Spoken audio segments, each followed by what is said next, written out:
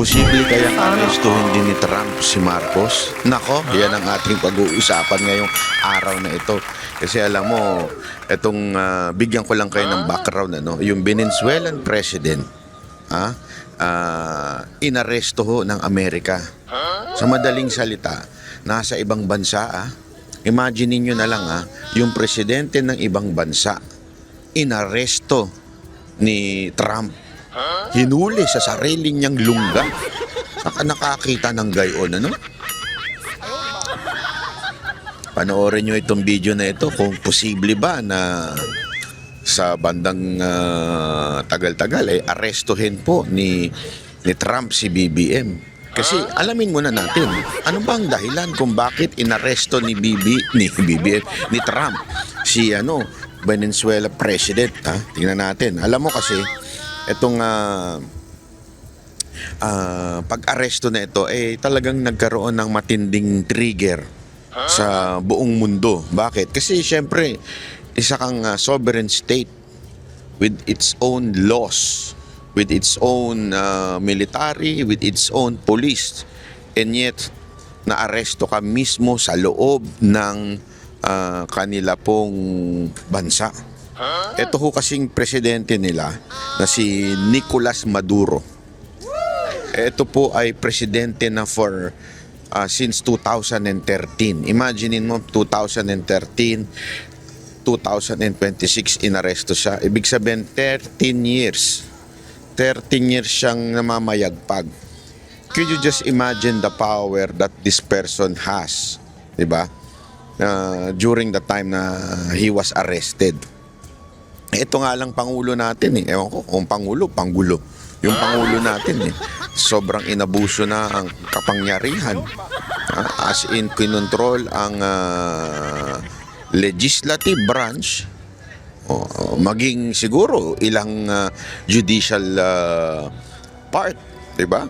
Kasi tandaan ninyo, kahit pa tayo ay three branches of the government, merong impluensya ang head of state o yung executive, which is the president.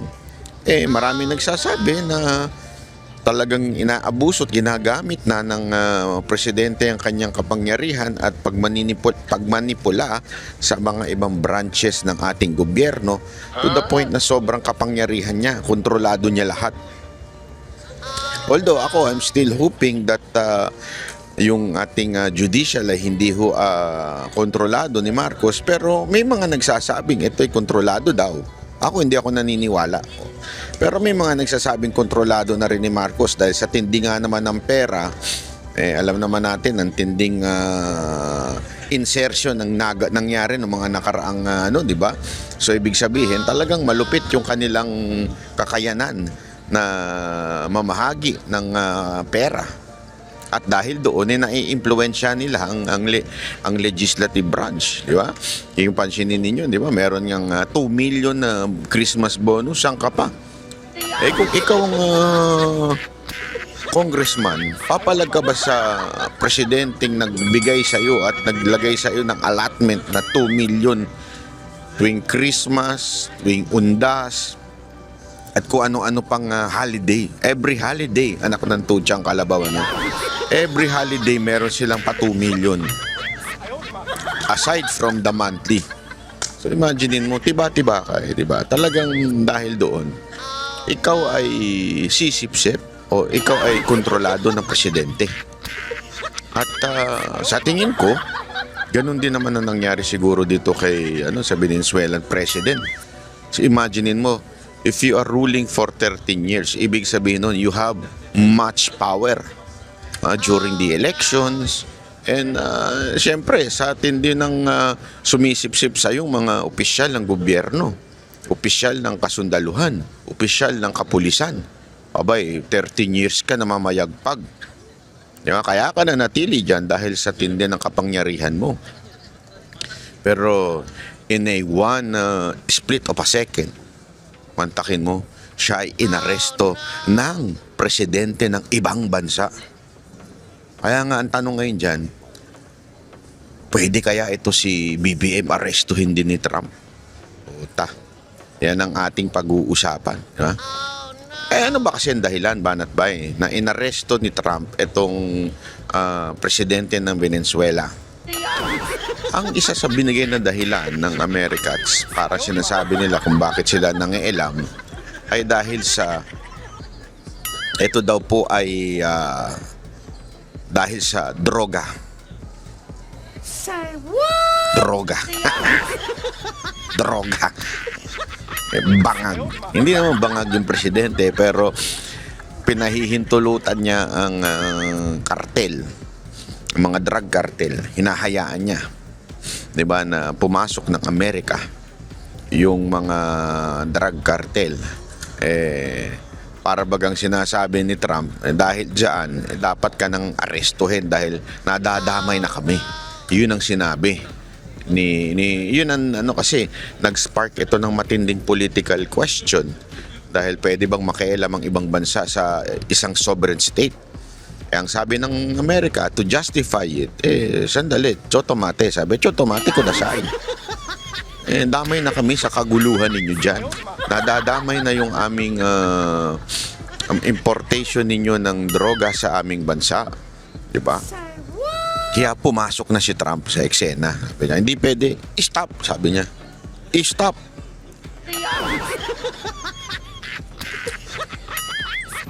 Malayo man ang Pilipinas para tayo ang mag-import ng droga sa Amerika. Ang tanong ngayon ay, sa tingin nyo ba ay dahil sa pagiging di umano, according to his sister na si Amy Marcos, ay bangag ang ating presidente. Bangag ang ating presidente, sabi ng kanyang kapatid. Sa tingin nyo ba ay hindi na makikialam ang presidente ng Amerika? Marami kasi nagsasabi, malamang hindi kasi nakikinabang ang Amerika. Sip-sip si Marcos sa Amerika. As in, mihigop ng utot ang ating presidente sa presidente ng Amerika. Kaya kita ninyo, kahit anong command, kahit anong sabihin, uto-utong sumusunod sa Amerika. Naging tuta na ng Amerika itong si Marcos. Kaya imposible na arestuhin ni Trump dahil nakikinabang daw si Trump sa pamamahala ni BBM. Dahil siyempre alam naman natin, kahit tarantaduhin na ng Marcos government ang ibang bansa, basta wag lang ang Amerika. Kasi nga alam natin na sa kasaysayan, yung kanyang ama, kaya naman napatalsik, aside from the quote-unquote people power ko, no? Alam naman ng lahat, kung hindi nangialam ang Amerika, kung hindi kinuha ng Amerika si Marcos Sr., hindi maaalis sa pwesto yun. Actually, kung maaalala nyo, di ba, dati, bago ako maging anti-Amy na rin, naimbitahan pa tayo noon sa nag-perform sa Ilocos. Inimbitahan tayo ni Senator Amy noon, governor pa siya that time. At nung nagkikwentuhan na kami, isa yan sa mga natanong ko. What really happened during the quote-unquote Paway incident? Tama pala yung kwento ng iba. Sinabi niya mismo ito sa akin, ang talagang alam namin, Paway kami dadalhin, hindi sa Hawaii. Pero ang alam din nila, Amerika ang nagdala sa kanila. Kaya idiniretso sila sa Hawaii. So, ibig sabihin, there is an intervention of the American government at that time para matanggal sa pagka-presidente itong si Marcos Sr. Kaya ngayon, alam na alam ni BBM kung kanino sisip-sip. At si BBM ay sumipsip ng todo dito kay Trump at saka sa administrasyon ng Amerika. Kasi nga, alam naman na pagka siya po ay magloko-loko, hindi siya matatanggal kung sip-sip at humihigop ng utot ng presidente ng Amerika itong si BBM. Pero ako I have this somehow faith and believe that si Trump ay kahit papaano ay makadiyos at makatao. I do not know. Hapon nga, isang araw, meron akong nakausap na mga Amerikano dito. Alam nyo kasi dito sa Japan, ano dito kuwela dito maganda kahit ibang lahi, kunwari nagiinuman kayo, aba, pwede kayong makipag-usap, makipagkwentuhan na wala pong walang, alam mo yun, walang problema. Basta hindi ka lang violente. Kasi sa atin, hindi mo pwedeng gawin yun. Makipag-usap ka doon sa kabilang table. Aba, away ang abutin mo, bugbugan kayo yan. Dito pwede yan, cool. Nung umiinom po ako one time, kami na po ni Bojo. Oy, shout out kay Bojo, panoorin nyo YouTube niyan, kay Bojo. Nung nanonood po ako nag-uusap po kami ni Bojo dito sa Kabukicho Tower, doon sa mga izakaya doon. Meron kami nakatabing mga foreigner, mga Amerikano. Sobrang tabi na siya.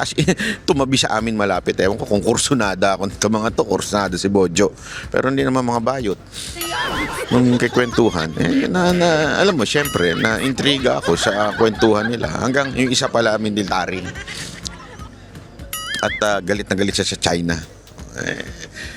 Alam mo naman tayo, nakibat-in na rin tayo sa kwentuhan ng politika. So, and sabi ko sa kanya, tinanong ko sa kanila, how do you see Trump as a president?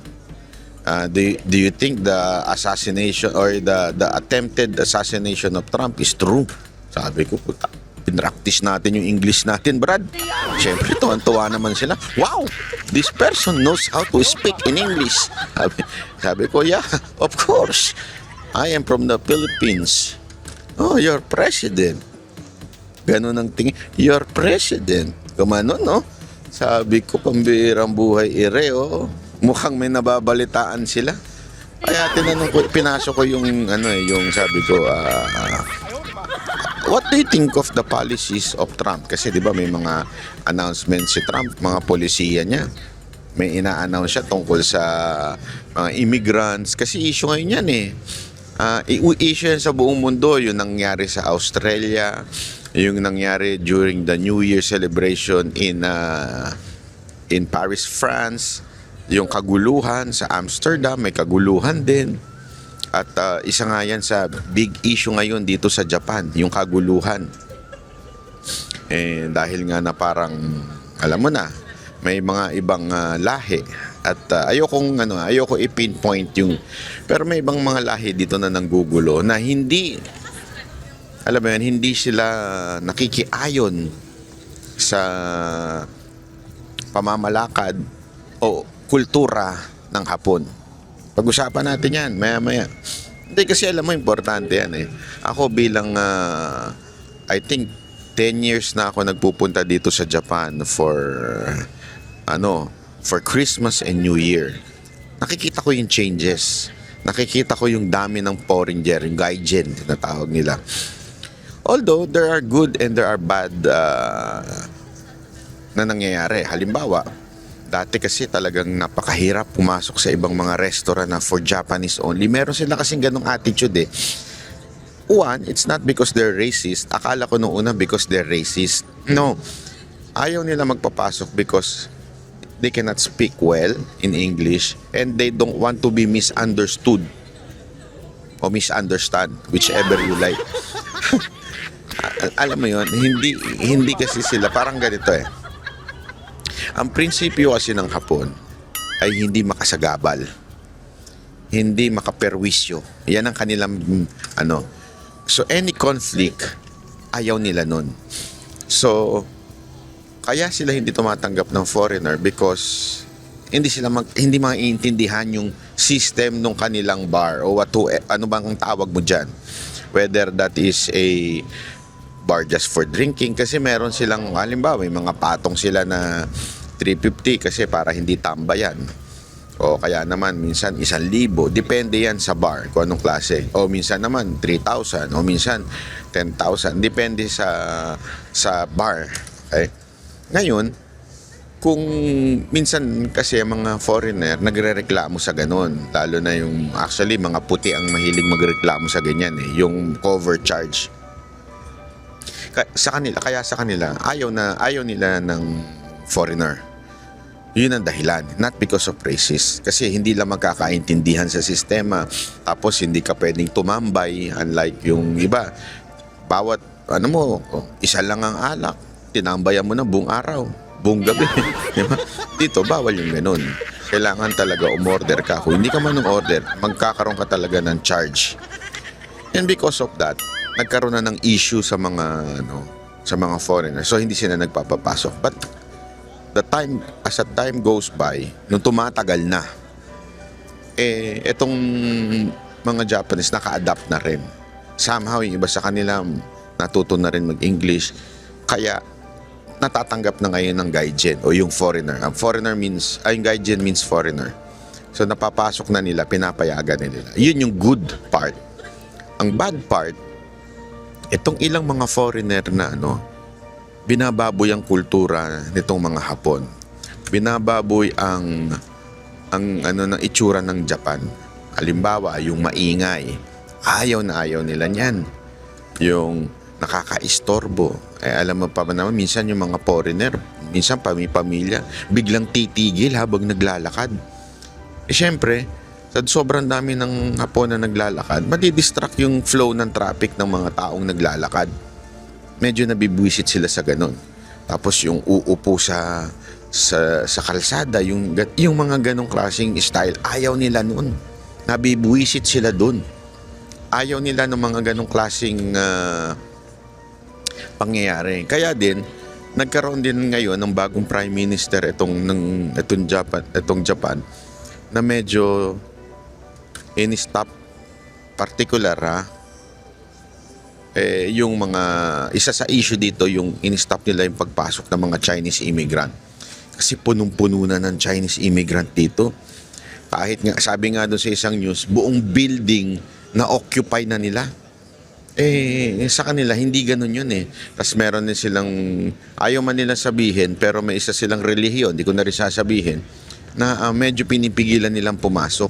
Bakit? Kasi nag-iingay, nagpe-pray sa kalsada. Bawal talaga dito yun. Mag-ingay. So, yun yung mga bagay na nagiging problema. Ako, as a foreigner, apektado. Kaya nga sana ako, nakikiusap ako sa mga foreigner na pupunta dito. Although tayo mga Pilipino, we can adapt. Tayo mga Pilipino, sanay tayo dyan yung mag-adapt sa kultura ng iba. Itong mga hindi ho nag-a-adapt. Yeah, sure. You can use it. Tinala, maganda ka. Hindi, sinampal kita. Joke lang. Kayo naman. Sumimas yan ako dun, Hindi. Anyway, yun na nga, di ba? Ngayon, dahil sa mga nangyayaring ganito, yung pagkocross ng border sa iba't ibang bansa, isa yan sa mga sinabi ni Trump. At kaya nga nung tinanong ko yung mga Amerikano nung kausap ko, at gusto nila yung mga ganong patakaran ni Trump. And si Trump, very concerned daw siya sa humanity, safety ng kanyang bansa, sa kanyang, kasi siya I remember, medyo ito si Trump, medyo Christian to. Hindi ko alam kung talagang devoted Christian siya, pero yung kanyang prinsipyo pang-Christian talaga So, sabi niya nga, di ba, nung dati tinanggal nung isang presidente yung mga religion o yung cross sa kanilang school. Si Trump, binalik niya lahat yan. Kasi nga gusto niya ibalik yung morality sa bansa niya. And that is good. As a matter of fact, there is some churches are now declaring American revival sa kanilang bansa. Going back to the scripture, yan ang nangyayari ngayon sa bansa ng Amerika. Because dapat natin maintindihan, this is all about saving the nation of America. And one of the reason, at mismong nakita ko nga doon sa isang interview, ay gusto nilang i-protect yung ibang mga bansa tulad na rin ng Taiwan, di ba? Yan yun, kaya nga nagkaka-conflict sila sa China. Yan yung kanilang parang advocacy. Ang tanong na lang talaga dito, tayo kayang Pilipinas, poprotektahan ni Trump from distraction. Yan ang ating ilagay siguro sa comment. Maybe we can we can share this video to our American friends. If you're really concerned on humanity, please save our country from our president. Our country is doomed for corruption and drug addiction. And the crime rate is going up, as well as unemployment is going up. The Filipinos are now in real chaos. I hope that the President of America would consider helping us. I don't know how. Maybe you can convince your friend, BBM, our president, to stop whatever he is doing. Again, it is not I who said that. It is his sister that we have a drug addict president. Imagine it. Breakfast is like that. Trump, can you see that? Our president is having a breakfast like that. And the person who said that is not political enemy, but his sister. So, Trump, if you have the advocacy of saving other countries from disaster, would you consider saving us? Again, I'm not saying illegal ways or out of the Constitution, but with respect to our Constitution, do your legal thing. Maybe you can convince our president to stop all the corruption. The true move to stop our corruption. Ang naintindihan kaya ako ni Trump, lalo siya naguluhan. Diba? Yun naman yun eh. Legal way. Inside yung ating Constitution. Constitutional way. Diba? Convince the president to just resign. Convince the president, to convince the president to change for the better. Or if not, just resign.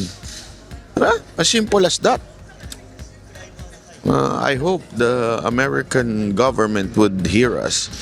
Pero syempre, kung nakikinabang sila, baka malamang sa malamang hindi sila gagalaw. Kaya lang, alam mo,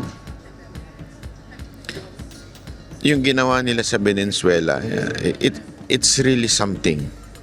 Kasi yung iba tinatawag itong extrajudicial eh. Sabihin, beyond laws.